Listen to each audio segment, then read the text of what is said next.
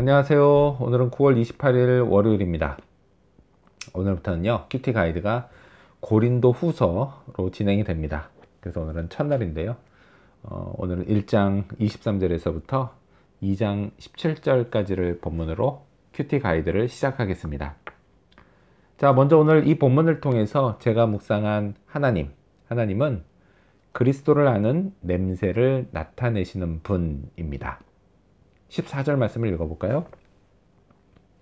항상 우리를 그리스도 안에서 이기게 하시고 우리로 말미암아 각처에서 그리스도를 아는 냄새를 나타내시는 하나님께 감사하노라. 아멘. 바울은 하나님께 감사합니다. 바울과 동역자들은요, 많은 환난 중에도 하나님의 위로를 경험했습니다. 그리고 이를 통해서 사역 중에 겪는 크고 작은 어려움들을 항상 이겨왔습니다. 몇 번은 이길 수 있겠지만요, 어떻게 항상 이길 수 있었을까요? 그건요, 이 위로가 사람이 아니라 하나님으로부터 왔기 때문입니다. 신실하신 하나님은요, 위로하심 역시도 신실하십니다. 그래서 제가 처해 있는 상황이 아무리 나빠도 그리스도를 통해 주시는 하나님의 위로, 그걸 믿으면 그 위로는 항상 저에게 임합니다.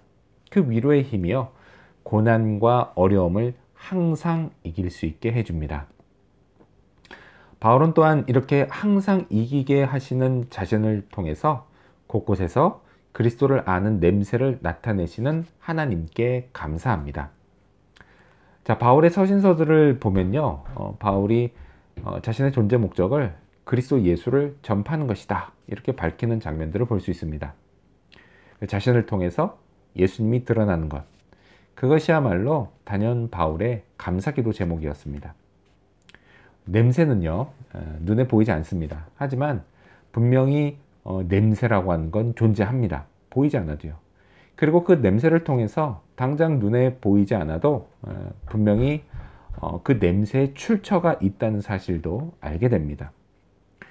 하나님은 바울처럼 그리스도 안에서 승리하는 사람들의 삶의 모습, 이런 모습을 통해서 세상이 그리스도의 존재를 알게 하십니다. 비록 세상 사람들 눈에 당장 그리스도가 보이지는 않는다 해도 말이죠, 언젠가 그들도 그리스도를 분명히 보게 될 것입니다. 자, 그렇다면 오늘 이 본문을 통해서 제가 발견한 인간의 모습, 어떤 게 있을까요? 오늘은 그리스도의 향기가 되는 사람들을 볼 수 있습니다. 15절 말씀을 읽어볼까요? 우리는 구원받는 자들에게나 망하는 자들에게나 하나님 앞에서 그리스도의 향기니. 아멘. 바울은 자신들이 하나님 앞에서 그리스도의 향기라고 말합니다. 자, 앞서 말한 냄새, 그거보다는요, 냄새의 정체를 좀 더 구체적으로 말합니다. 자, 이 향기가 뭐냐? 이 향기는요, 우리가 흔히 생각하는 그런 향수를 뜻하지는 않습니다. 자, 그럼 이 향기가 뭐냐? 이 향기는요, 구약시대 제사에서 제물이 불에 타는 냄새를 뜻합니다. 성경은요, 하나님이 이 냄새를 기쁘게 받으셨다라고 말합니다. 그리고 이것이요, 바울이 말한 하나님을 기쁘시게 하는 향기였던 것입니다. 자, 그런데 이 향기는요, 인간도 기뻐하는 향기가 될 수 있습니다.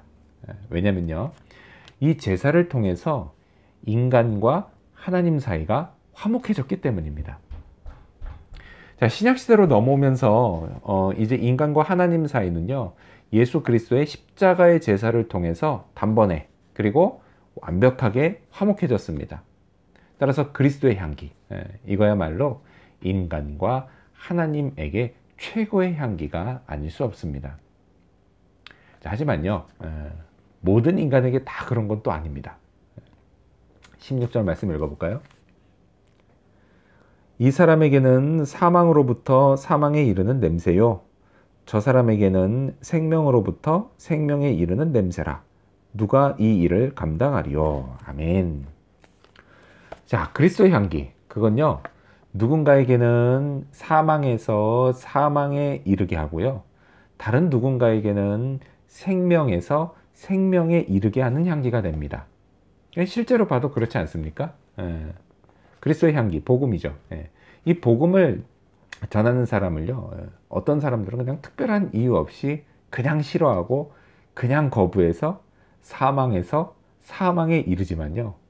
반대로 어떤 사람은 기쁨으로 복음을 받아들이고요. 그리고 그것을 믿어서 생명에서 생명에 이르게 됩니다. 더욱이요. 그리스도의 향기, 이 복음을 좋아할 것 같아 보이는 사람인데 막상 복음을 전하면 그걸 싫어하는 사람이 있는가 하면요. 반대로 싫어할 것 같아 보이는 사람인데 복음을 전했을 때 그거를 받아들이고 좋아하는 사람도 있습니다.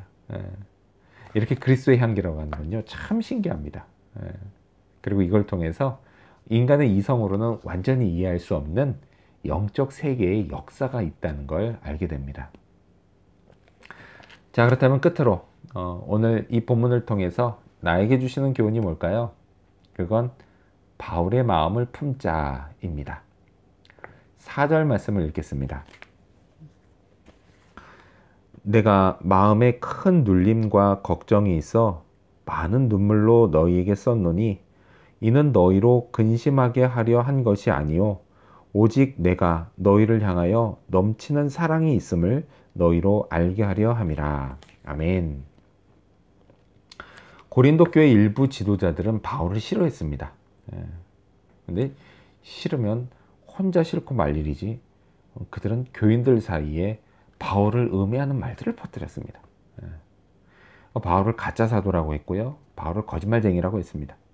그리고 이 말에 속아서 많은 교인들이 바울을 비난하는 일에 동참했고 그렇게 바울과 교인들 사이는 갈라져 버렸습니다. 참 신기한 일이에요. 바울이 누구예요?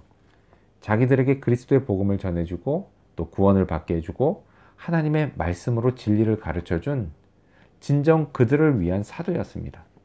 근데 그런데도 그들은 바울을 그렇게 대했던 겁니다. 바울이 얼마나 상심했을까요? 자, 이런 상황에서요. 바울은 자기 마음에 큰 눌림과 걱정이 있었다고 말합니다. 그가 느꼈을 슬픔, 이게 얼마나 컸는지 충분히 짐작할 수 있습니다. 교인들을 바로잡기 위해서요. 그래서 바울은 눈물로 편지를 씁니다. 근데 여러분, 이게 어디 쉬운 일이었을까요? 한 줄 한 줄 쓸 때마다 많은 고민을 했을 겁니다. 달콤한 말이 아니잖아요. 귀에 쓴말을 해야 되는 겁니다. 그랬으니 더더욱 마음이 힘들었을 겁니다. 바울은요, 그 편지가 고린도 교인들을 향한 넘치는 사랑의 결과물이라고 말합니다. 사랑. 사랑은요, 늘 즐겁기만 한 것은 아닙니다. 때로는요, 마음을 후벼 파는 듯한 고통이 따릅니다. 그렇다면 과연 저는 바울과 같은 마음으로 교인들을 사랑하고 있을까요? 고통은 정말 견디기 힘듭니다. 그래서 본능적으로 피하고 싶어요. 하지만요, 고통이 없는 목회는 즐거움도 없습니다. 고통이 없다면 그건 진정한 사랑이 아닙니다. 예수님도 마찬가지셨죠. 예수님도 저를 사랑하시기 위해서 십자가의 엄청난 고통을 겪으셔야 했습니다. 그렇다면요, 오늘은 이 바울의 마음을 품을 수 있게 해달라고 기도하려고 합니다. 그리고 그 마음으로 우리 교인들을 생각하는 그런 하루가 되기를 소망합니다. 기도하겠습니다. 그리스도를 아는 냄새를 나타내시는 하나님 감사합니다. 제가 저에게 복음 주시고 또 그 복음을 전하게 하심으로 제가 그리스도의 향기가 되게 해주신 것 감사합니다. 하나님, 저를 통해서 우리 교인들이 또 주변의 사람들이 그리스도를 알게 해주시고 복음을 듣고 구원받게 해 주시옵소서. 하나님을 더욱 깊이 알고 하나님을 더욱 사랑할 수 있게 해 주시옵소서. 그래서 오늘도 이런 바울의 마음, 고린도 교인들을 향한 그 애틋한 마음, 사랑의 마음을 저도 동일하게 바울의 그 마음을 품을 수 있도록 도와주시고 그렇게 우리 교인들을 생각하는 하루가 될 수 있도록 도와주시옵소서. 감사드리며 예수님의 이름으로 기도합니다. 아멘.